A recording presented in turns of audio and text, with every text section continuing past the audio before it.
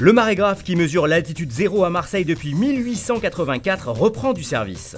Le bilan de la saison touristique en Provence est plutôt positif. Le 15 septembre, Marseille se mobilisera pour le World Cleanup Day. Le marégraphe de Marseille est en pleine restauration. L'instrument qui définit le point zéro et le niveau de la mer vient de restaurer cet été son horloge. Aujourd'hui, elle est de nouveau mise en route. Il aura fallu 6 semaines à Thierry Gibernon pour donner une seconde vie à cette horloge qui date de 1884. Alors l'idée et le principe même de la restauration telle que je la pratique à mon atelier, le Garde-Temps. Alors mon atelier s'appelle le Garde-Temps et il est situé à Gardanne. Le principe de ce que j'ai mis en place, c'est d'arriver à restaurer le maximum de pièces en conservant leur état d'origine. Et jusqu'à présent, j'arrive à appliquer des process qui me permettent de restaurer jusqu'à 98% des pièces.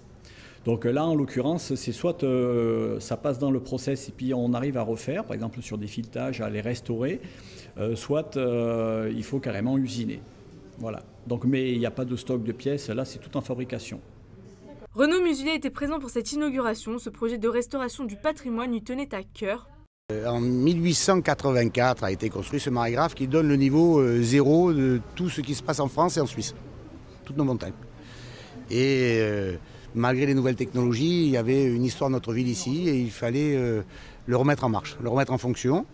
Une association, l'hygiène, ont décidé de faire une collecte pour que près de 200 particuliers abondent pour le refaire. Il manquait de l'argent.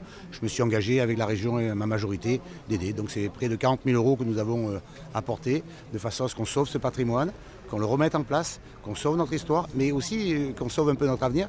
Parce qu'on sait que par exemple en 160 ans, ça a descendu de 13 cm, c'est-à-dire 1,3 mm par an.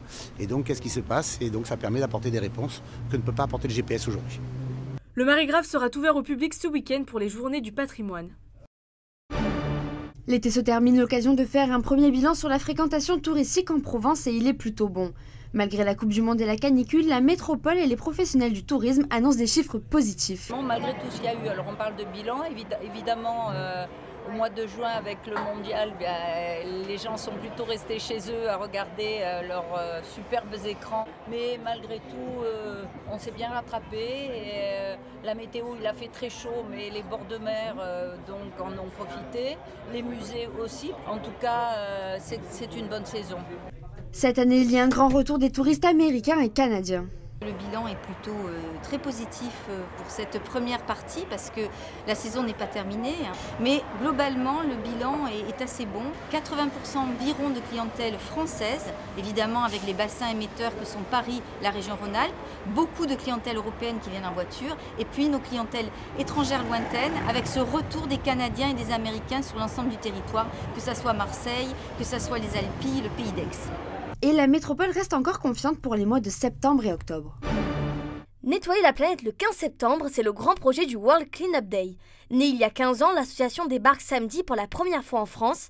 Marseille occupe une place de choix avec plusieurs opérations de collecte au programme. Il y a une prise de conscience collective. Ce sont des opérations qui rencontrent à chaque fois un vif succès avec de plus en plus de bénévoles, de familles avec les enfants qui viennent participer au nettoyage de notre littoral. Les Marseillais aujourd'hui veulent que le littoral soit propre. Le déchet principal que l'on trouve en surface, c'est bien évidemment le mégot. C'est un véritable fléau, ce mégot de cigarette. Donc là, il faut continuer à sensibiliser, à distribuer des cendriers, voire même à faire que des sites deviennent non-fumeurs. Pour cette journée mondiale de nettoyage, le maximum de bénévoles est attendu et tout est prévu. On mettra à disposition sacs, gants, tout ce qu'il faut pour nettoyer. Les parents, les enfants sont les bienvenus. L'accessibilité de la plage est faite de sorte à ce que tout le monde puisse y participer. Donc petits, grands, jeunes, vieux, voilà. Donc c'est accessible à tout le monde. L'objectif en France, c'est de recueillir 3,5 millions de personnes sur le territoire français au total. Donc voilà, l'objectif, c'est par des petites opérations locales, de servir à un but encore plus important qui est le nettoyage mondial de la planète. L'opération commencera donc à 9h30 sur les plages.